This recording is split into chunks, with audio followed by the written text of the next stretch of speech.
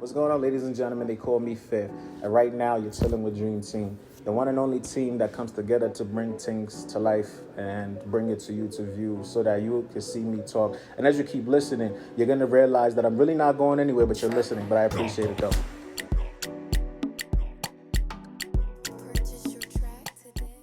So I get inspired by, there's a few creatives that I follow that, I see them do cool stuff.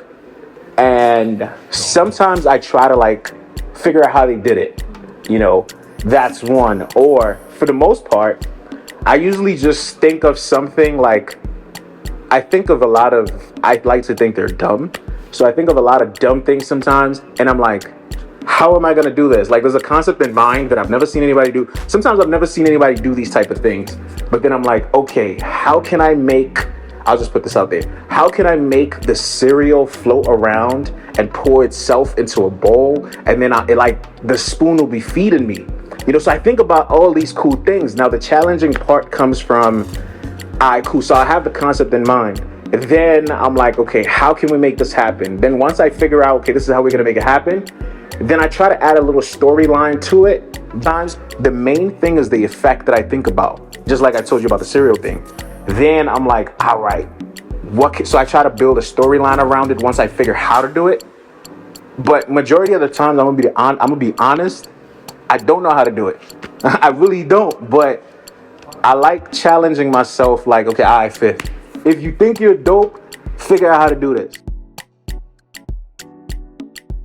I ask questions from a lot of people that do things just like you taught me today.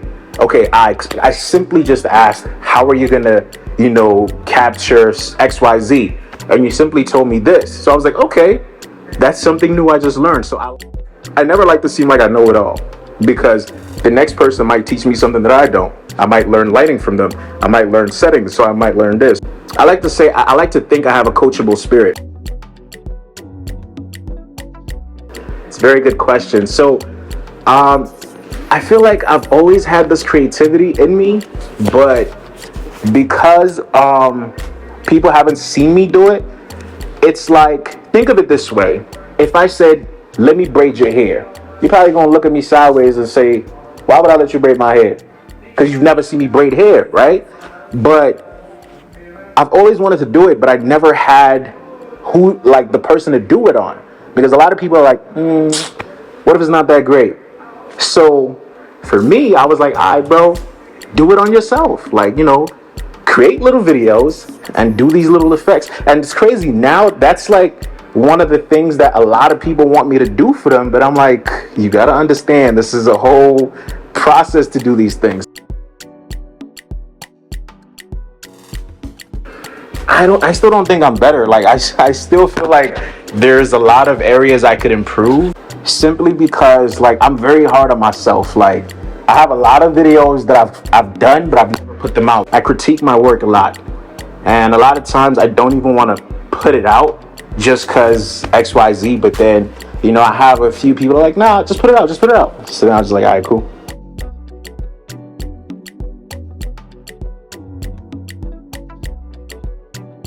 I give up, man. People, and this so honest. People need to learn it's okay to have those days where you don't want to do stuff. Don't be you can't always be motivated. Some days you don't feel like doing it. Listen, give up and come back the next day. Okay, so a few years, I probably would say I hit rock bottom, where I pretty much had to start my whole videography thing again. And my goal was to basically pick myself up, and I feel like that's a goal that I always look back at, and I'm actually really proud of myself for that. Regardless of whatever happens, don't feel like you're untouchable. Regardless of whatever happens, don't feel like, because at some point I used to think I was Superman. When I say I feel like I was Superman, I felt like I had everything in autopilot. I felt like I'm indestructible. Nothing could ever happen. We're doing good.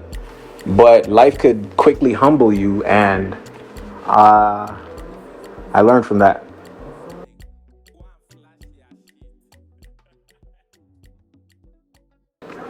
So just to correct that, I haven't personally worked with them, but they have like bigged me up on some, like, yo, they love the content that I created for them. So like the Malik Berry joint, I just got with a bunch of people. So like I had a concept in mind where I was like, okay, I want to create like a dance video, but I don't want it just to be a dance video. I kind of want to have like a little storyline to it. So I pitched the idea to a bunch of people. They liked it, and I was like, yo, I'm gonna get this to Malik Berry. And he saw it, he was like, yo, this is dope, da, da, da. So same thing with Fuse. A lot of them I don't really like. It's not like they messaged or reached out to me like, yo, Fifth, we need this. I mean, one day I know for a fact they're gonna do that. But with them, it was more so like I just, took my shot and it got recognized by them.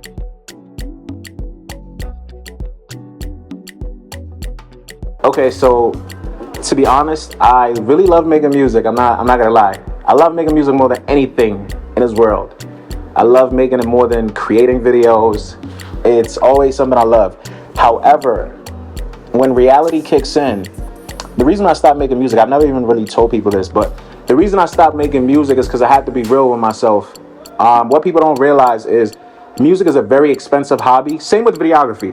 But if I purchase a $2,000 lens, I know that, okay, this lens is going to make my videos look better. I have a better chance of a return on investment because I had to start thinking logical. With music, it's a gamble.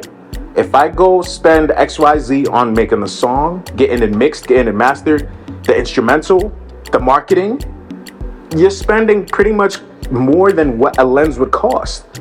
But, excuse me, all I get in return is maybe new listeners, but it's not guaranteed. So I had to come to reality and say, hey, listen, right now, you got responsibilities. Still love making music, but it's a very expensive dream that maybe at the right time I'll still chase. I still like making little freestyles here and there, but I'll revisit it at the right time.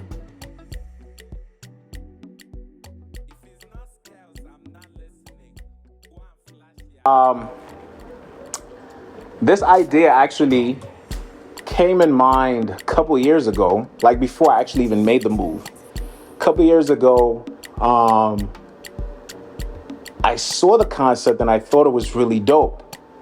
Now, I was a little skeptical about it. And then one day I actually just said, all right, I'm going to purchase this device. I'm going to purchase this equipment. And then boom. And to keep it real with you, I had it in my crib for a little bit. I don't know the exact time frame, but I had it in my crib for a little bit. And then there was a couple that I was there with Dre. Yeah. So I had a wedding that I had to go film. So I pitched it to this couple last year, April. That's crazy. And that was the first event I ever did. So I used it as a trial. And every weekend after that, it was booked. It was just a trial, and I was like, wow, okay, cool.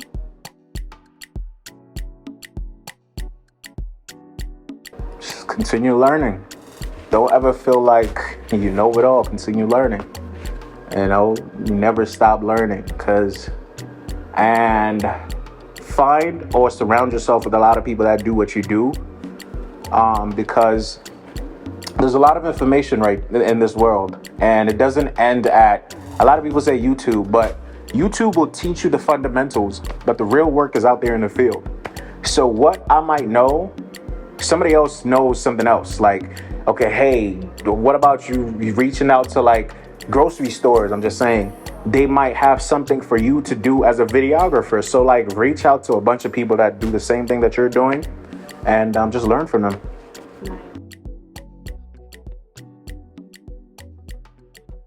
It's part of the journey, man. It's part of the journey. You're gonna have days where you know, you don't do nothing. You don't see no progress. It's part of the journey. It's just like when you go to the gym. You know, use fitness as an example. You don't just get your results by going one day. You don't get results just by shooting one project. You know what I'm saying? You just have to keep doing it. Persistence is key.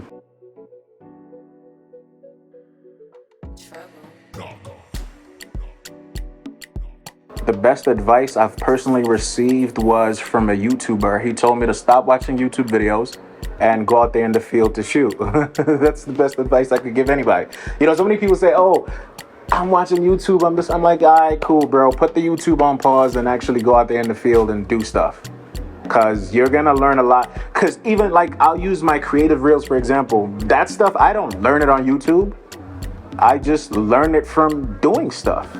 You know, because YouTube is going to say, step one, do this. It's going to teach you that, but you learn a lot more from actually practicing.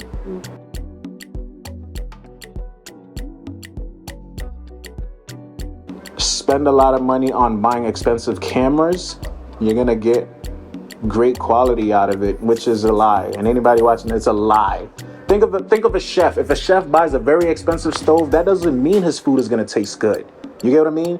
You have to actually know your material. So it's not the cameras. It's not learn other stuff that go with it. Thank you guys so much for having me. I appreciate it. You could have been doing anything else like scrolling on Instagram, but you decided to come and set up a camera and the whole thing just to come talk to me. I appreciate it. It means a lot.